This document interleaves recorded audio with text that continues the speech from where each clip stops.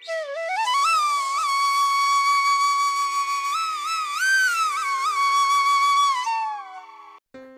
Everyone, कैसे हैं आप सभी। आई होप आप सभी अच्छे होंगे। Welcome back to my new vlog. तो आज हो गया है वेंसडे और आज पितृ विसर्जन भी है और आज हमारे घर में पापा जी का श्राद्ध भी है, तो उसी की तैयारी हम लोग कर रहे हैं। तो सुबह का टाइम है और सुबह के करीब 6 बजे हैं। तो 5 बजे के करीब हम लोग उठ गए थे, मम्मी और मैं। उसके बाद हम लोगों ने नहाया और नहा के बस अभी हम तैयारी कर रहे हैं श्राद्ध की। तो सबसे पहले प्रसाद बना रहे हैं, मम्मी भी वहाँ पे प्रसाद बना रहे हैं और इधर को मैं भी आटा गूँथ रही हूँ। तो जब श्राद्ध होता है ना, तो कई प्रकार का प्रसाद बनाया जाता है। तो हम लोगों ने भी बहुत सारी चीज़ें बनाई थी और काफ़ी सारी तैयारियाँ भी करनी पड़ती है श्राद्ध की जो पूजा होती है उसके लिए। तो पंडित जी ने कुछ दिन पहले ही मुझे बता दिया था कि ये सामान लाना है, तो मैं 1-2 दिन पहले ही मार्केट जाके सारा सामान ले आई थी श्राद्ध का, क्योंकि इस बार यहाँ पे नौमी के पापा तो है नहीं श्राद्ध करने के लिए, और बार तो वही श्राद्ध करते हैं पापा जी का और वही श्राद्ध का सारा सामान लेके आते हैं। बट इस बार मुझे ही सारी तैयारियाँ करनी थी, तो 1-2 दिन पहले ही मैं मार्केट जाके सारी चीज़ें लेके आ गई थी। बस सुबह जल्दी उठ के मम्मी और मैंने सारी तैयारियां कर ली थी, सारा प्रसाद बना दिया था और मम्मी ने भी अंदर श्राद्ध की जो पूजा होती है उसका सारा सामान वहाँ पे रख दिया था जो जो श्राद्ध में लगता है। और पंडित जी ने भी 11 बजे का टाइम दिया था, तो उस टाइम तक ऑलमोस्ट हमारी सारी तैयारियां हो गई थी।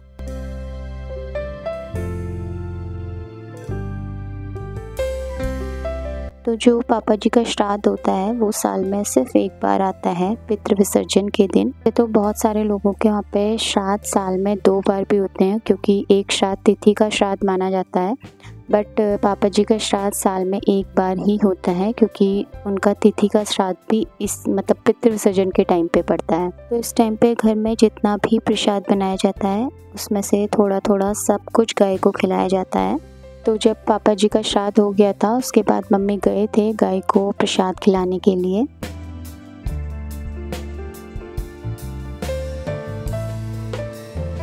तो आज मेरी फैमिली भी आई हुई थी यहाँ पे। मम्मी आ गई थी सुबह सुबह, क्योंकि भाई ऑफिस को गया था, तो उसके बाद वो छोड़ते हुए गया था मम्मी को। पापा नहीं आए थे क्योंकि घर में अभी भी पेंट का काम कंप्लीट नहीं हुआ है और जो पेंटर लगे हैं वहाँ पे उनको कुछ ना कुछ चीज़ों की ज़रूरत पड़ रही थी, तो इसलिए पापा वहीं पे रुक गए।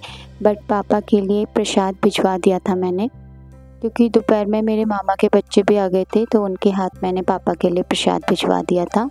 और भाई को तो दोपहर में टाइम नहीं हुआ, बट वो रात को आ गया था, उसको फिर मैंने प्रसाद खिला दिया था।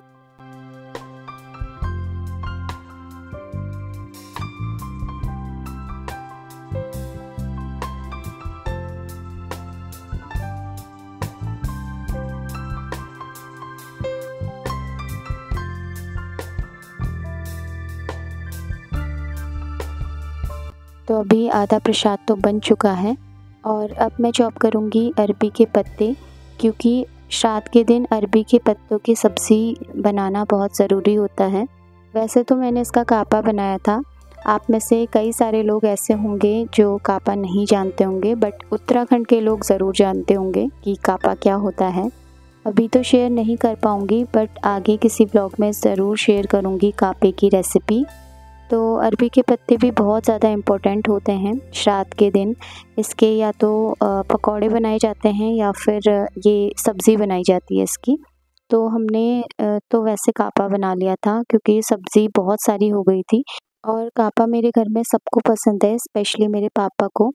तो इसलिए मैंने सोचा कि इसका कापा ही बना लेते हैं, सब लोगों को अच्छा लगेगा।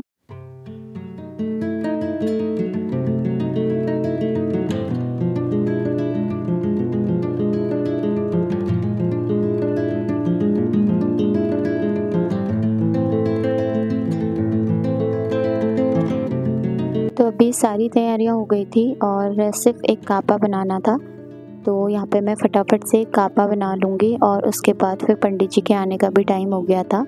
तो मैंने फटाफट से सारी चीज़ें रेडी की और फिर थोड़ी देर में पंडित जी आ गए थे, तो वो अभी अपने हिसाब से यहाँ पे तैयारियाँ कर रहे हैं। और ये जो आप पत्ते देख रहे हैं ना, तो श्राद्ध में इन्हीं पत्तों का यूज़ होता है। इन पत्तों को कटोरे शेप में बना के पंडित जी इन्हीं में प्रसाद रखेंगे अभी। तो घर में जितना भी प्रसाद बना है वो सारा प्रसाद इन्हीं पत्तों में लगाया जाता है, क्योंकि ये पत्ते शुद्ध माने जाते हैं। और वो सफेद वाला रहे डिब्बा जैसा तो ले रहे ये खा लियो, ये मैं भूल लियो ऊपर चंदन कुछ में पाना है डंडा वाला तो मगर चल खान नहाने पा जगहों पर पहले चुकी हूँ। तो अभी मेरी मम्मी भी आ गई है और इस टाइम सिर्फ मम्मी आई थी क्योंकि कुन्ना और नैतिक स्कूल गए थे, तो थोड़ी देर में वो आ जाएंगे। आजकल जल्दी आ जा रहे हैं क्योंकि उनके एग्ज़ाम चल रहे हैं, तो दोपहर के टाइम में वो दोनों भी आ गए थे।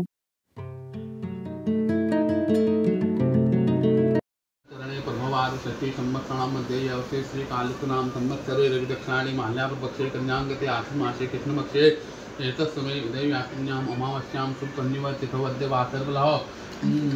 वासरबलः बुधवासरकायमः काश्यपगोत्राः यजमानस्य अक्षयतृतीयकामनायाः तृतीयशोधकेन तत्पणम् अहं करिष्ये। ओं कुरुष्व तस्य नमः। ओं भूर्भुवस्सुः परमादो देवा या गच्छन्तु ये तिष्ठन्तु गृह्णन्ति एताञ्जलञ्जलिर्मः। तो अभी पापा जी का श्राद्ध भी अच्छे से हो गया है और उस बीच कुन्ना और नैतिक भी आ गए थे, बट उस टाइम मैं जिस रूम में श्राद्ध हो रहा था वहाँ बैठी हुई थी। तो श्राद्ध होने के बाद तीनों बच्चों ने प्रसाद ले लिया था और अभी ये लोग जा रहे हैं घर को। ये टाइम भी हो गया था और पापा के लिए भी लेके जाना था प्रसाद, तो ये लोग लेके चले गए थे। और उसके बाद फिर मैंने और दोनों मम्मियों ने साथ में ही प्रसाद लिया। और ये जो श्राद्ध का प्रसाद होता है ना, ये बहुत ही ज़्यादा अल्टीमेट होता है, बहुत ज़्यादा टेस्टी होता है। भले ही ये बहुत सिंपल तरीके से बनाया जाता है, बट इसका जो स्वाद होता है ना, वो दुनिया में किसी भी खाने में नहीं होता है। तो इस तरह से पापा जी का श्राद्ध बहुत अच्छे तरीके से हो गया था और टाइमली सब कुछ निपट गया था। 2 बजे के करीब हम लोगों ने प्रसाद भी ले लिया था। और पंडित जी ने प्रसाद तो नहीं खाया क्योंकि वो बोल रहे थे कि मुझे 1-2 जगह और जाना है श्राद्ध करने के लिए, बट मैंने उनके लिए प्रसाद पैक कर दिया था और उनके लिए दूध बना दिया था और बर्फ़ी दे दी थी उनको खाने के लिए, क्योंकि ऐसे मतलब बिना खाए पंडित जी को नहीं भेजा जाता है। और साथ में दक्षिणा भी दे दी थी उन्हें। तो ये जो पंडित जी हैं ना, इन्होंने इतने अच्छे तरीके से पापा जी का श्राद्ध किया, एक-एक चीज़ इन्होंने इतने अच्छे तरीके से की ना, तो इनकी पूजा मुझे बहुत अच्छी लगी, इसलिए मैंने उनको नवरात्रि की पूजा के लिए भी बुलाया है।